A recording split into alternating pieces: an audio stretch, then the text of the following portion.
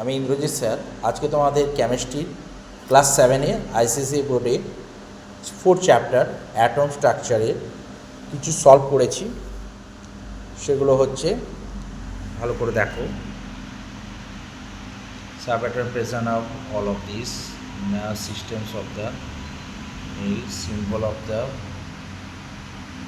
potential is P, layers of frequency of the aluminum +3, which of the following liquid element Br2।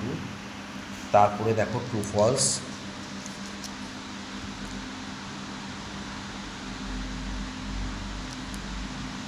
Solve করা আছে। তারপরে চলে যাও, name the following compound, সেগুলো আছে, সেগুলো সলভ করে দিয়েছি। তারপরে ম্যাচিং,